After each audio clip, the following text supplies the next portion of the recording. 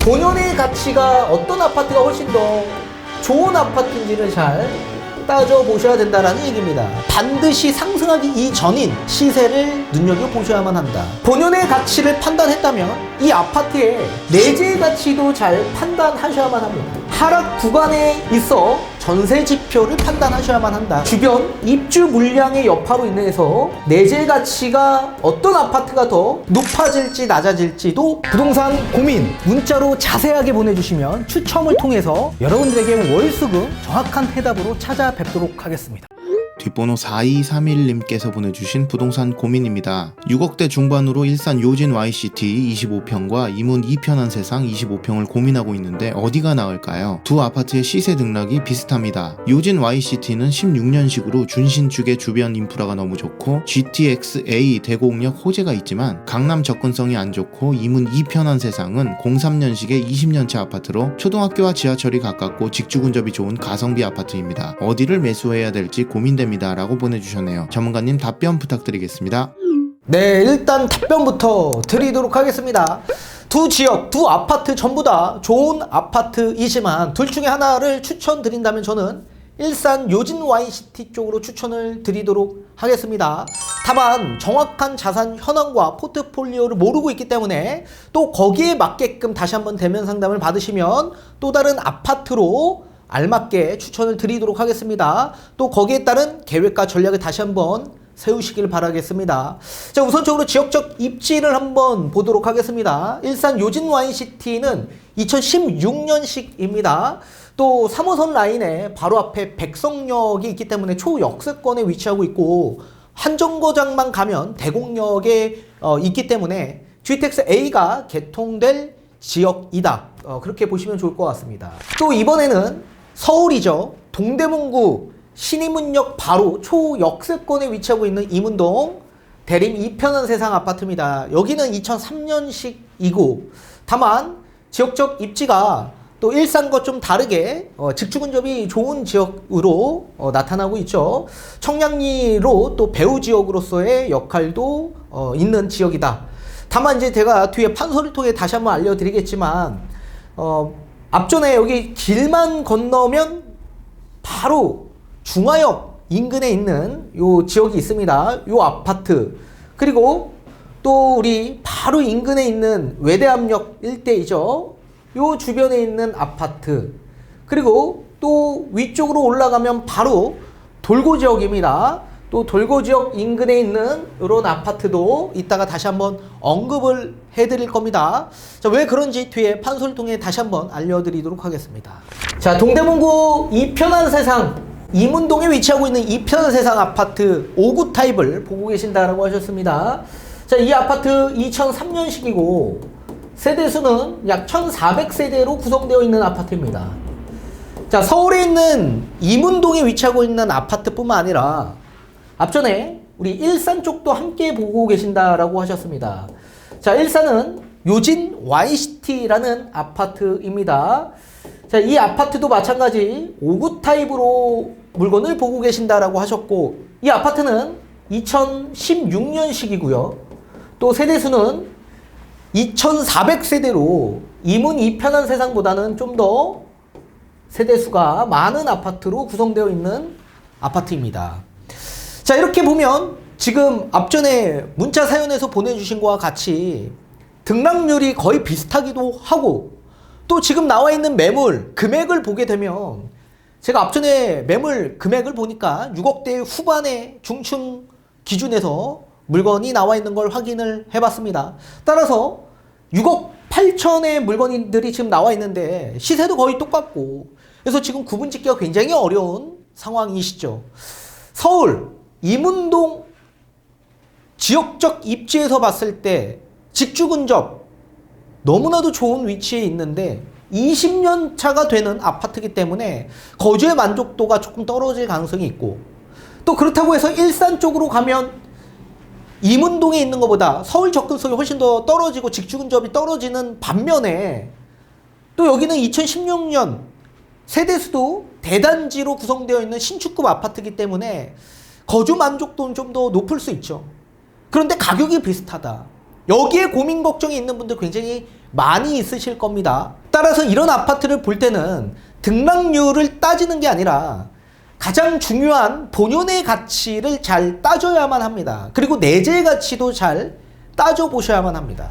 자, 그렇게 위해서 첫 번째, 이 아파트들의 본연의 가치가 어떤 아파트가 훨씬 더 좋은 아파트인지를 잘 따져보셔야 된다는 얘기입니다.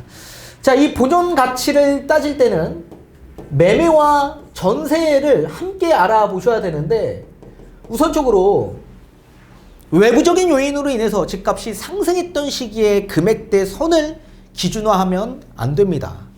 집값이 상승하기 이전인 시세가 이 아파트들의 본연의 가치로 나타내는 금액이기 때문에 반드시 상승하기 이전인 시세를 눈여겨보셔야만 한다.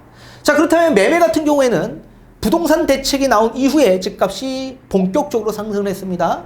따라서 2017년 파리 대책이 나오기 이전인 매매 시세를 잘 보셔야만 하고요. 전세도 마찬가지 매매뿐만 아니라 가장 중요한 지표로서 우리가 잘 확인을 하셔야만 합니다.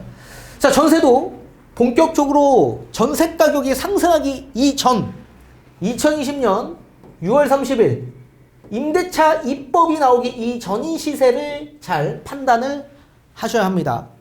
자, 제가 한번 판단을 해봤더니 이문 2편한 세상 아파트는 집값이 본격적으로 상승하기 이전인 2017년 파리 대책 이전에 집값이 얼마였냐? 매매 가격이 4억 1천이었다.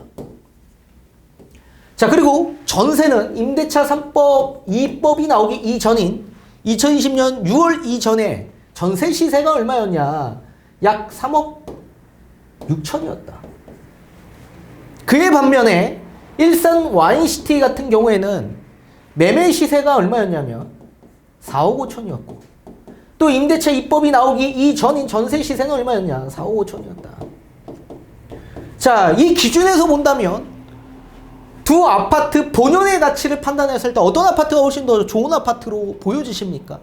당연히 일산에 있는 YCT가 훨씬 더 좋은 아파트로 우리가 판단할 수 있을 겁니다.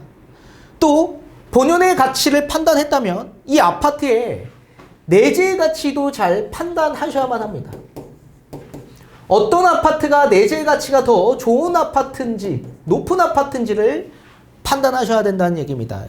자, 그러려면 판단 기준은 봤을 때 매매 같은 경우에는 거품이 좀 담겨 있죠. 그래서 가장 중요한 전세 지표를 보셔야만 한다. 전세는 사용 가치를 뜻하는 거기 때문에 사용 가치가 높은 아파트가 내재 가치가 높은 아파트로 우리가 구분 지을 수 있기 때문에 전세 지표가 가장 중요한 지표로 판단을 하셔야 되는데, 이 전세 지표는 내재 가치를 판단할 때 반드시 하락 구간에 있어 전세 지표를 판단하셔야만 한다라는 얘기입니다. 자, 그렇다면 지금 현재 하락 기조로 접어들었던 시점이기 때문에 지금의 전세 가격이 얼만큼 형성되어 있는지를 판단해 본다면 이문 2편한 세상 아파트는 지금 현재 전세 시세가 약 4억 2천입니다. 4억 2천. 자, 그에 반면에 일산 와인시티 같은 경우에는 지금 현재 전세 시세가 얼마 정도 형성되었냐? 5억 3천.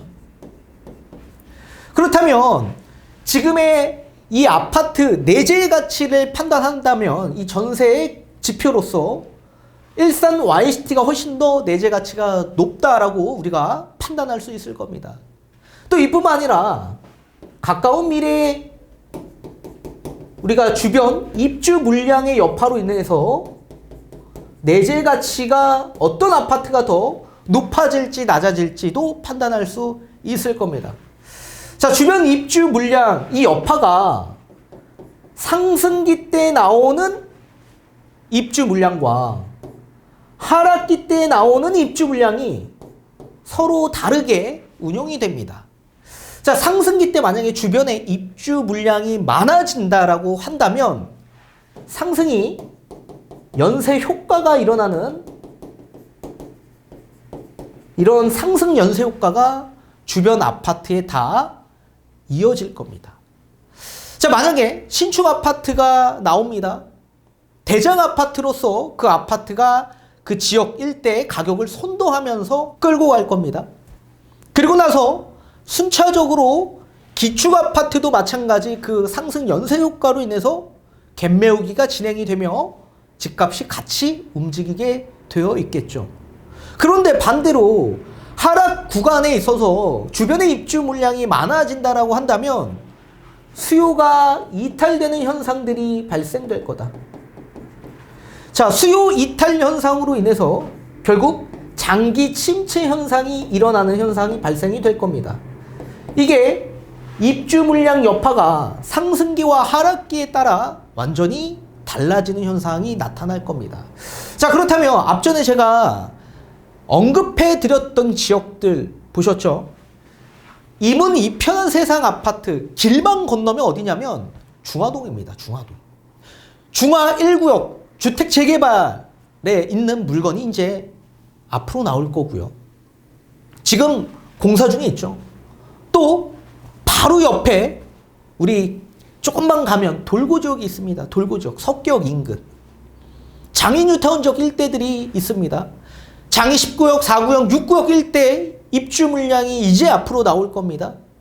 또 바로 인근에 월계 주택 재건축 아파트 중구 S클래스도 함께 나올 예정이 있고요. 또 우리 바로 앞에 있는 외대암역 바로 앞 휘경 3구역, 이문 1구역, 이문 3구역 이런 입주 물량의 여파도 함께 찾아올 겁니다. 자, 신의문역 인근은 돌고지와 중화역 그리고 외대암역 인접되어 있는 지역으로서 수요가 연계되는 지역으로서 나중에 입주 물량의 여파가 크게 미칠 겁니다.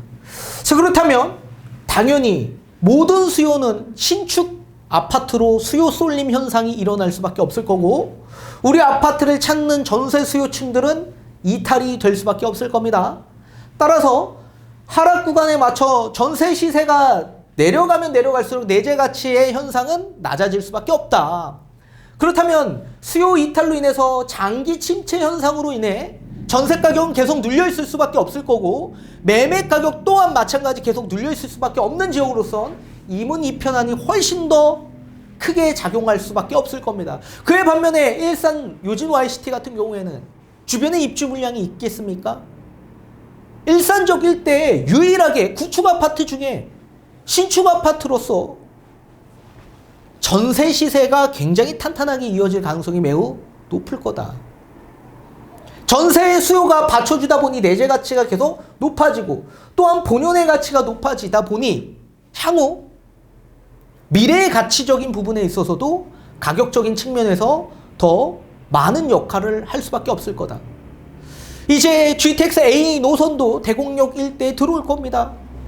멀지 않은 시기에 들어옵니다.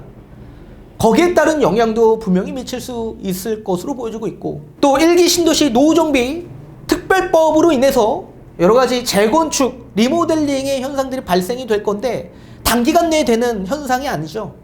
따라서 신축 아파트로서의 이 역할 수행을 일산 지역 내에서는 계속적으로 할 수밖에 없을 거다. 자, 그걸로 봤을 땐 저는 이문 이편안보다는 일산 쪽으로 가는 게 훨씬 더 우리 구독자님한테는 유리할 수밖에 없을 겁니다. 그렇게 일단 답변을 좀 드리도록 하겠고 다만 두 아파트 내에서 이렇게 비교를 해드린 것 뿐이지 또 다른 지역 일대에 우리가 보유하고 있는 금액 선에서 갈 수 있는 아파트가 또 다양하게 있습니다. 다시 한번 대면 상담 받으셔서 정확하게 추천을 받으시기 바라겠습니다.